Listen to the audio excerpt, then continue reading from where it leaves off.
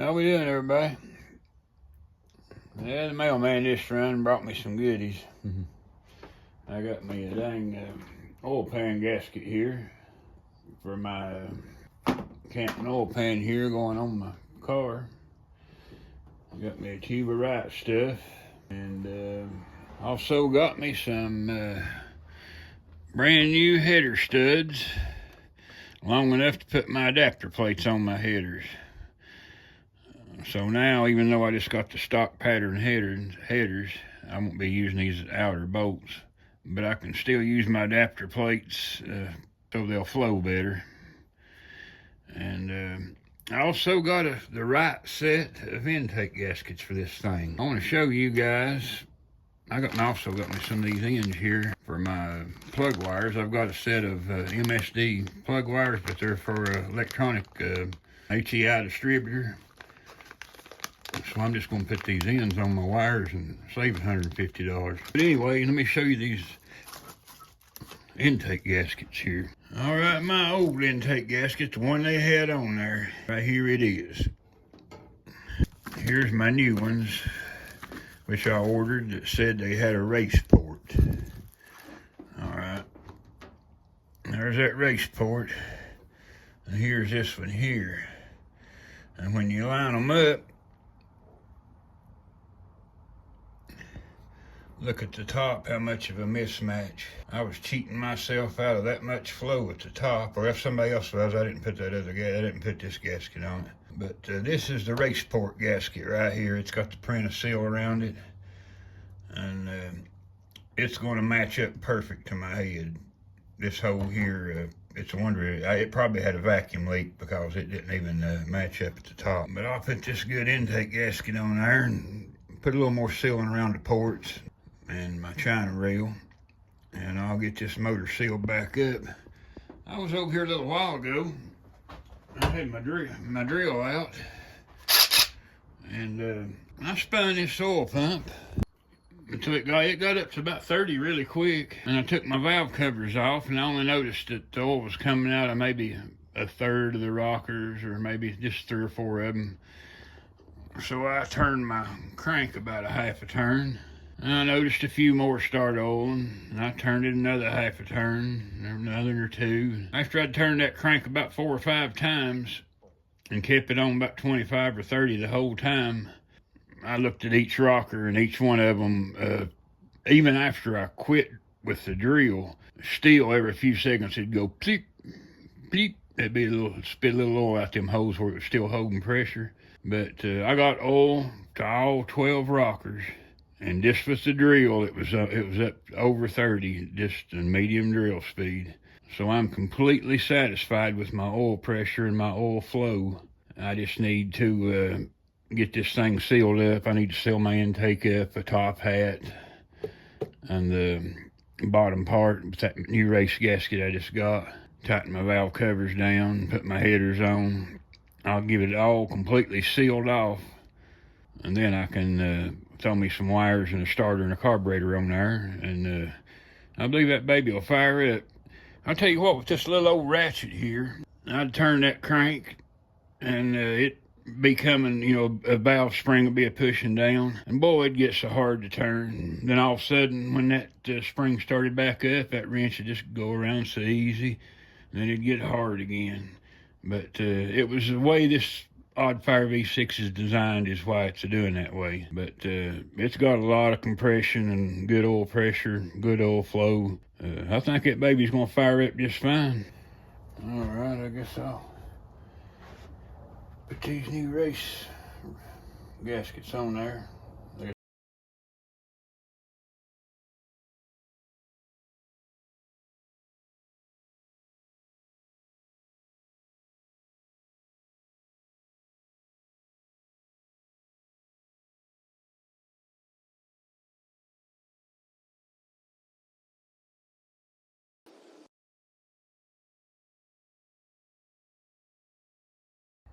All right, I'm ready to put one of them on there.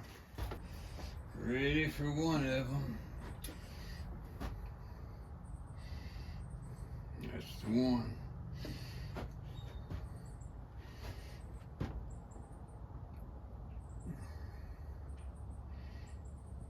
Okay, I want to line these ports up the best I can while it's not sealed yet.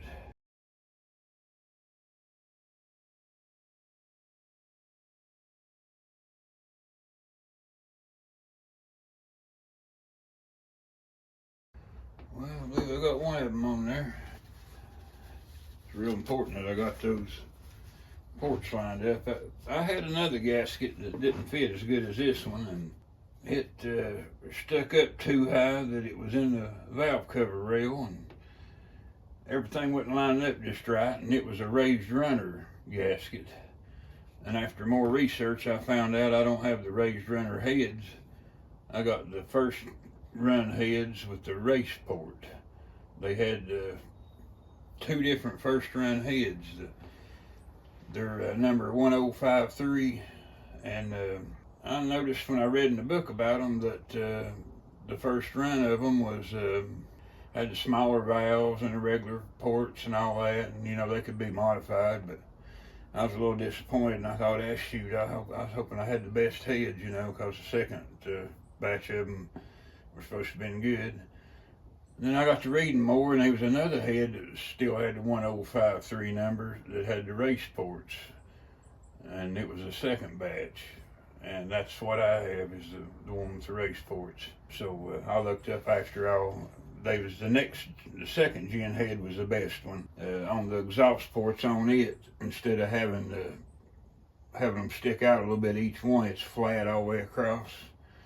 That's the best head, but this is the next best one. That's good enough for me. Put this other gasket on there and line it up. I guess I'll let it sit just a little while, then I'll set my intake on it and let it press it in real good. Boy, don't that gasket match up better. But look down in there, talking about something that's breathe a gulp of air. Look, there's that straight shot to them valves. I can't believe it. Let me get this other gasket down and I'll show you what a mismatch they had on here. Here's one of the old gaskets. I'm gonna place it over top of the new one. And I want you to look at the top here. Look at there, it didn't even match up. It's a wonder it even sealed. It didn't, and look at how much of the flow it blocked. It blocked like almost a 1/4 inch of the flow. I'm glad to trash can this thing and put some good ones on there. But I'm telling you, look there, this thing has to breathe. That's just a straight shot.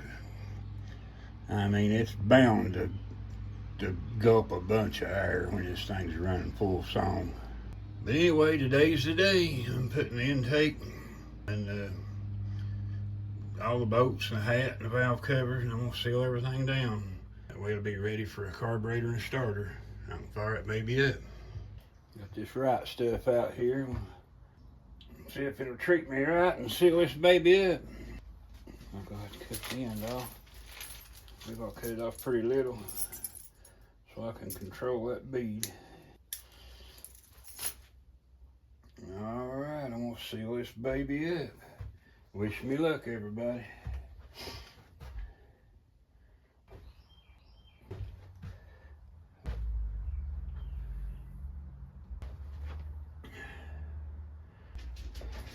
Okay, I got the right stuff on. Now I got to put a little bit of this other stuff around the ports there. I didn't want to put the right stuff around these ports. I'm afraid when I go to take the intake loose, I can't get it off. But I can get a razor blade and cut this off the front and back, you know.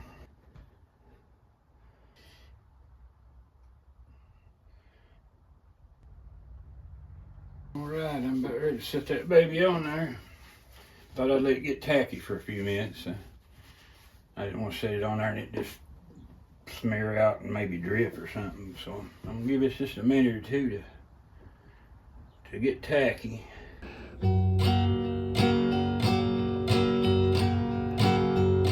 I woke up this morning and fired up my old hot rod. The sound of that engine, it sure makes my old heart throb. Yeah, I woke up this morning and fired up my old hot rod.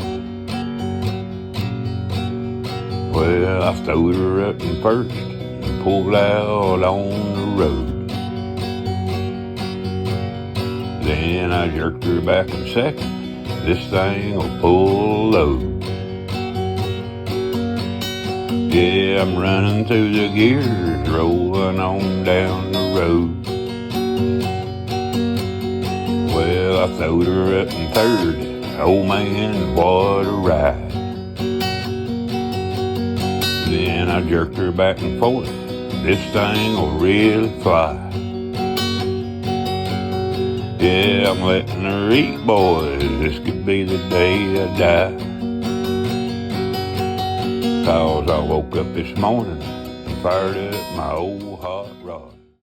All right, I got it sealed up. Got my intake on. I have to clean up this a little bit there where I run my finger across there and smeared it at the end, but I'll clean that up a little bit right there. I got the lower intake on, and I also got the upper intake on too here. It's all torqued down. Got the intake hat torqued down. It was only torques 15 to 20. And I've got my other bolts there a little bit tighter. But anyway, it's good to go now. I'll put my valve covers on, wires, carburetor and starter, and I think it ought to fire right up. Everything's looking good on it. I got my steering wheel on. It turned out really good. I like the looks of it, and that rubber handle grip's gonna feel good. And here's my oil pan. I still hadn't put it on, but I got under there and took my motor mount bolts loose. I've got to jack it up about 1 inch or 2 so I can get that old pan off. I got that going on. That's 2 projects. And just don't forget my little motor. A little while ago, I put them new ends on my old MSD wires I had a set of. So now I've got a set of wires for this thing. I don't have them routed right because I've got my headers off. I'm getting ready to put them on in a minute. And my adapter plates, I put some of that copper gasket maker behind them and tighten these bolts down, seal them against the head. And then I'm going to put another layer of that copper on there and put my gasket on, and another layer on the headers, and I'm going to seal it all completely up. And it should do okay. But that's 3 projects I got going on. And my old car here, I've had that thing. I bought it in 1983 or 1984. When I was 15 years old, my dad gave me a 63.5 Galaxy that had a 390 in it. And it was a good running old car. And but it was really heavy. So I took that 390 out of that Galaxy when I was like 16 years old, and I already knew at 16, back in the early 80s, late 70s, I already knew that I needed a light body to put that motor in so it would run good. And I found this Comet, and luckily it already had a 390 in it, but it was shot. And it had a 4-speed in it. It was like a 389 rear end. So that 390 I had out of the Galaxy, it pushed that big 4,500 pound Galaxy around like it wasn't nothing, so I knew it would run good in this Comet. So I put it in this Comet, and I outrun all my buddies with their small block Chevrolets and small block Mopars, 383, stuff like that. I outrun all my buddies with it because I had that good gear and that hot 390. That 390, the guy that bought that Galaxy off of had spent a lot of money on it. He used to haul moonshine, and he just built him a good hot 390. But, me and this old car's, we've been around, and I'm on my 4th engine in it. I've had 3 390s in it over the years, and I got a 428 in it now, and I got a nitrous on it. And it's a 4-speed now, but I've had it automatic for a while. I've had like 3 or 4 transmissions in it and 3 or 4 rear end gears. And I wouldn't doubt it if I don't have 400,000 or 500,000 on this body right here, where I've had it since I was a teenager. And I'm 63 now, and I've drove it for 43 years. I mean, not every single day, but I mean, I've drove a darn thing for 43 years, and I know I've got hundreds of thousands of miles on it because I wore out 3 or 4 motors. But I thought I'd just throw in the history of my old car there while we was at it. But a little motor here, I've got my adapter plates glued on, and I got my headers all cleaned up. I'm going to bolt them on tomorrow, and then there's really nothing else I can do to it it lacks a starter and a carburetor, and I can fire it up finally. But I'm not fooling with it no more. I've got the valves adjusted. I got it all sealed up, all new gaskets. And it's got 12 quarts of oil in this tank. It's all sitting here ready. I'm going to wheel it over here to the door when I get me a carburetor and starter. And we're going to try to fire it up. I've actually got 2 or 3 things going on at one time around here. Let's see here if I can get this hood open. There we go.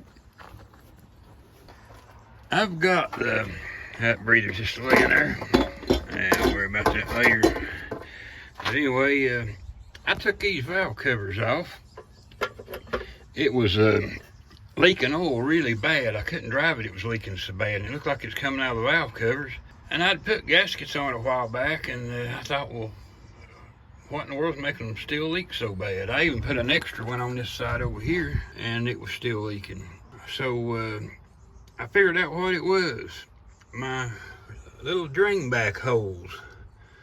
This one over here had a big lint ball in it, and the one under this valve cover, it had a leaf about that big around covering the hole. So what was happening was when I was driving it, my valve covers would just completely fill with oil, and it wasn't going back down. And it would, when I'd pull in here and park it, my valve covers would leak on the ground real bad because it was, they were full of oil, and it, you know, that single just wouldn't hold with all that oil in there like that. But I'm gonna, I unplug them holes, and I'm gonna reseal these valve covers up one more time and clean this thing up a little bit, and see if I can't get her back on the road. There ain't a whole lot wrong with it. Yeah, there ain't a whole lot wrong with it. It's got a manifold leak, and it needs a brake line on it. I got one oddball plug wire on there, but I got my old truck back together. All I'm gonna have to do is put gas and a battery in it, and it should be okay. So there's my truck. Just walk in my garage here just a second, see what's going on.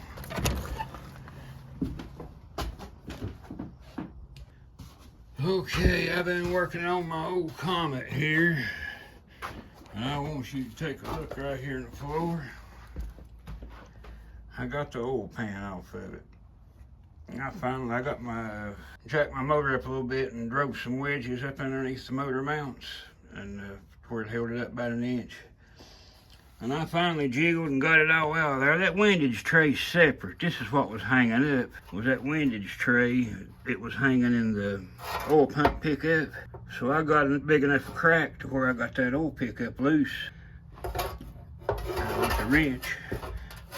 And that, a good thing I did too. Good thing I got me a new oil pan, because when I went to take this pickup off, this top bolt right here, I put a wrench on it, and I kept changing sockets and changing. I thought, shit, I can't find the right size. And what it was, that bolt was loose. I put a 1/2 inch on it and loosened it up by hand. So this pickup, it wasn't gonna be able to hang in there much longer. I'm guessing where I dented my oil pan, that it must have jarred this pickup a little bit and caused it to make that bolt vibrate loose or something. I don't know. But anyway, I got my old junk off, and that pickup ain't too bad. It ain't got no debris in it. But I'll put that new Canton pan on there now, and I'm leaving this windage tray out. They're a bunch of crap anyway. All they do is hold a big old lake of oil out your crank. And everybody that's got these FE engines, they're not using them things anymore. That was a thing back in the 70s and 80s when I bought it. So that new Canton pan's got trap doors in it.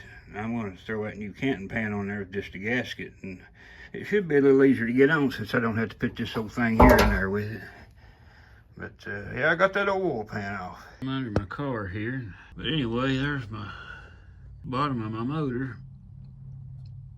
I've got all ARP studs and all the main caps. It's 2-bolt mains, but it's pretty heavy duty, and I got all the ARP studs and the rods and the mains. So it's got a pretty good bottom end. It's all internally balanced too.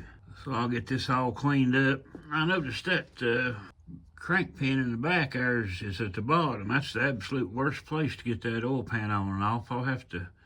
I'm glad I got it off with it like that. Now I can rotate that out of the way, give me more room going back in with that Canton pan. And boy, I sure hope it goes back in okay. But and it's a good thing that I went ahead and got me a new pan. This had been eating away at me ever since I knocked that dent in it a while back. I was working on it and I let a jack fly off from under it and it flew up and hit the oil pan.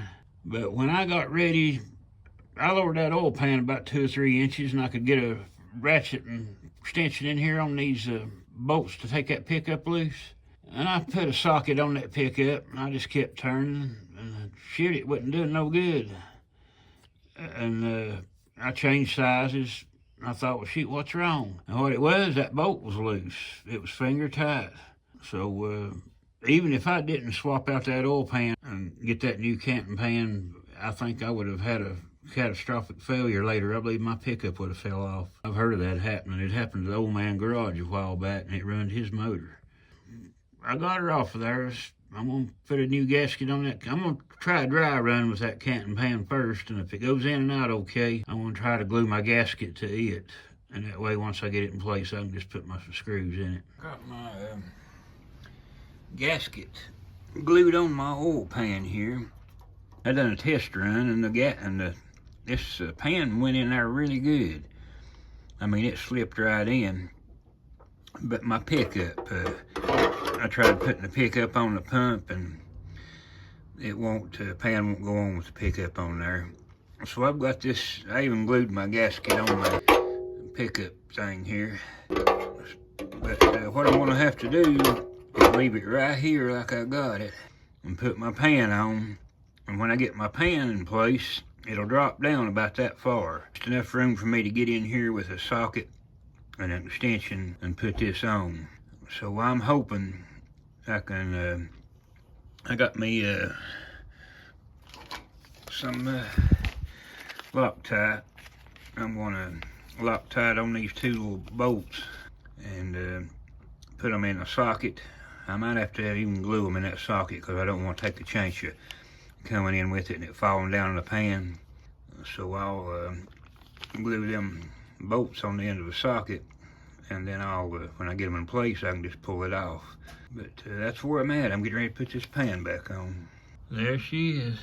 I finished up putting my Canton oil pan on. I didn't have too much trouble with it, but what I had to do was glue the gasket to the pan and leave the pickup loose in the bottom of the pan. And I put the pan in place, and it kind of drooped down about 2 inches, just enough for me to get my fingers in there and hold that pickup up and get the bolts in it. And I put some red Loctite on the bolts and got them in there and got them torqued down. And then I lifted my pan on up in place and held it with a floor jack. I just snugged it up where I could see the holes, and I put all the bolts in it. It had like 20 of them going all the way around it, and I'll brag on that part about the Canton pan. All them bolts went in. The holes was drilled right, and snugged up flat. Happy with all that. But I had one other thing I didn't care much for happen. That you can't see it from this angle, but there's a weld on the back of the pan where the square part hooks to the stock type pan. And I noticed when I put it on there was a little black pinhole in the weld, and I thought, well, that was just an air bubble in the outside of the weld. It probably don't go very far or deep in it, you know. And after I got it all in, put my oil in it, I sat back in the rocker and in a chair out here, and I was looking at it and thought, you know, I got it done. I was proud. And I looked down on the ground and seen the oil drip, and I thought, where in the world's that oil coming from? That ain't right. So I rolled under there and looked, and there was that little old tiny black dot. It was a pinhole. And I already had my oil in it and everything, and I thought, shoot, I'm gonna have to drain my oil. All that crap. I'm not gonna take it off and send it back over that tiny pinhole, you know, after getting it on. So I made me just a little tiny JB weld patch, put over it, and waited a while, a couple hours or so here, and it's full of oil. And it's not leaking. So if I come out here tomorrow and there's not no drip under it, it was just a tiny pinhole. You could just stick a pin in it probably. But if it's not leaking tomorrow, well, I guess I'll be all right with it. Well, that's a pretty long video there. I hadn't put one out in a couple months, and I just put 3 or 4 projects all together into one. Got my truck going where I'd valve covers, the drain back holes were stopped up in it. Put new gaskets on it, and Jim did it. And I got my car here, got my oil pan on it, my steering wheel on it. And this motor's still just sitting here. I hate to let it sit like this. I know everybody wants to see it run, but I'm gonna have to get a high torque starter for it. And I really want to get a nice carburetor for it too. And I just can't get them right this minute. So just hang in there, everybody. I'll get this thing going there. It's just waiting on the money to get the parts, and I have to roll it over here to the door and hook everything up and fire it up. This thing is supposed to sound kind of like a pro stock competition eliminator engine. If nothing ain't wrong with it, it's gonna sound really good. I mean, I've had cars with, you know, a good hot cam in it and good exhaust and all that and sound good, but this thing right here, it ought to put out some noise. I mean, something really special. I can't wait to hear it run.